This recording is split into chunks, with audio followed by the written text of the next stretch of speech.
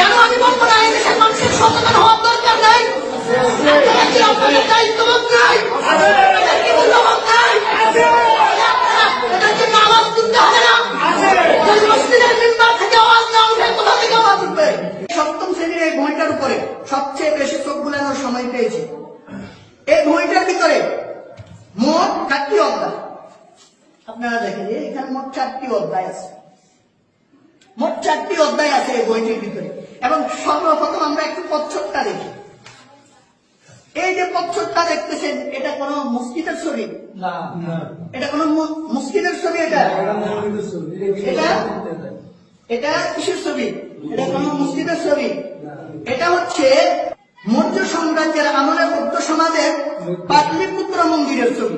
এটা আমাদের দেশেরও কোন সংস্কৃতি না, এটা আমাদের দেশেও কোনো কি নয়, সংস্কৃতি নয়। এই বইটার কয়টি অধ্যায় বলেছিলাম? 4টি। আপনারা দেখতেও পারেন এখানে 4টি অধ্যায় আছে। প্রথম অধ্যায়ে হচ্ছে সভ্যতা, আদিম সভ্যতা সংস্কৃতি নিয়ে আলোচনা আছে। হরপ্পা সাম্রাজ্যের ইতিহাস বিলায়াতি আছে, আলোচনা আছে, বিশাল ইতিহাস আলোচনা আছে। দ্বিতীয় অধ্যায়ে আলোচনা আছে হিন্দু ও বৌদ্ধ ধর্ম নিয়ে আলোচনা আছে, গৌতম বুদ্ধের আলোচনা আছে। তৃতীয় অধ্যায়ে তৎকালীন সভ্যতা নগরীর, আদিম সভ্যতা নগরীর ধর্মীয় স্থাপনার চিত্র, ছবি এগুলা আছে, বিভিন্ন ছবি কি আছে। আর আশ্চর্য বিষয় হচ্ছে এই বইটিতে মোট 192টি ছবি আছে। কতটি ছবি আছে? 192টি ছবি আছে।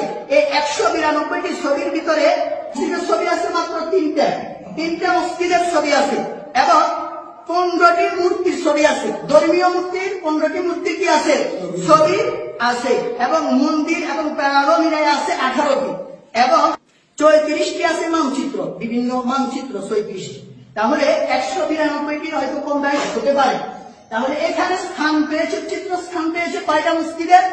3টা। অথচ এই দেশের মুসলমান বসবাস করে কতজন? 92%। এই 92% শিশুরা 18টি মন্দিরের ছবি দেখলো, কিন্তু 3টা মসজিদের ছবি দেখছে। কারণ কি? এদেশে মসজিদের অভাব, বড় অভাব। প্রত্যেকটা ছবি আপনারা যদি প্রধানমন্ত্রী যে মডেল মসজিদ গুলা করেছে ওগুলোর ছবি দিলেও তো হতো। এখানে প্রধানমন্ত্রীরও একটা কি হতো?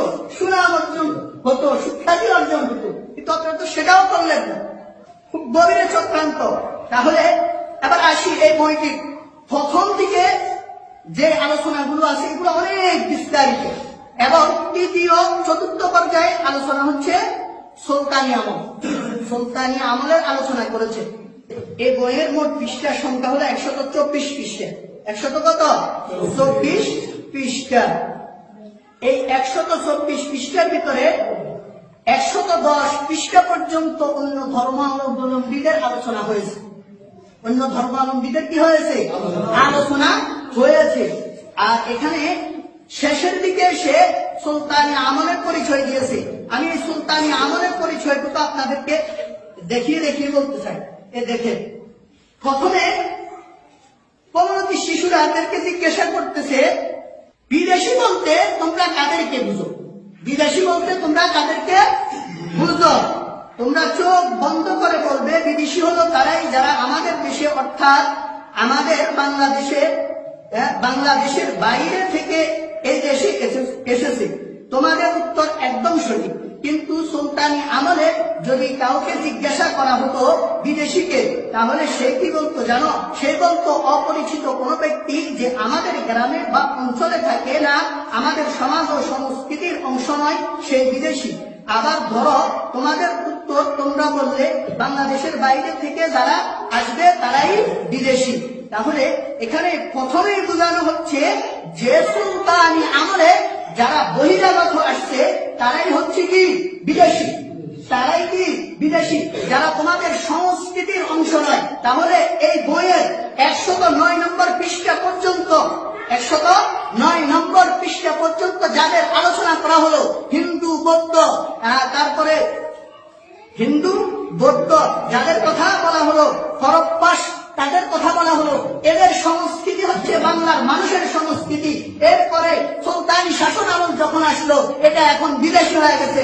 এই সংস্কৃতি কোন এই দেশের মানুষের সংস্কৃতি নয়। তাহলে আমাদের কমিউনিটি শিশুরা তাদের অন্তরে, তাদের স্মৃতিপটে কি খোদাই হইতেছে, কি অঙ্কিত হচ্ছে যে আমরা এই দেশে যারা আছি, এই মুসলিম, এগুলো আমাদের সংস্কৃতি নয়। আমাদের সংস্কৃতি তো আদি যুগে যেগুলা ছিল সেগুলা, হিন্দুদের যেগুলা ছিল সেগুলা, বৌদ্ধদের যেগুলা ছিল সেগুলো, এগুলাই শিক্ষা দিতেছে। 12 নম্বর পৃষ্ঠা, সুলতানি শাসন ব্যবস্থার বৈশিষ্ট্য। সুলতানি শাসন ব্যবস্থার বৈশিষ্ট্য তুলে ধরেছেন। তোমরা তো আগেই জেনেছ, সুলতানি আমলের আগে এই অঞ্চলে পাল, সেন শাসকগণ শাসন করতেন, কিন্তু সুলতানরা ছিলেন মুসলিম। তাই নতুন শাসকগণ ক্ষমতায় এসে দেশের আইন কানুন এবং বিচার ব্যবস্থা পুরোটাই পাল্টে ফেলেন। এই আমলে শরীয়ত অনুসারে দেশ পরিচালিত হতো, কিন্তু শাসন ব্যবস্থা মোটেও ধর্মতান্ত্রিক ছিল না। বৃহত্তর জনগোষ্ঠী যেহেতু অমুসলিম ছিল, তাই স্বাভাবিকভাবে সবাই সব সময় সুলতানের শাসন মেনে নিতে চাইতো না। অর্থাৎ এর আগে যারা শাসন করেছিল, এর আগে তারা কি করেছিল? শাসন করেছিল। তাদের শাসন ব্যবস্থা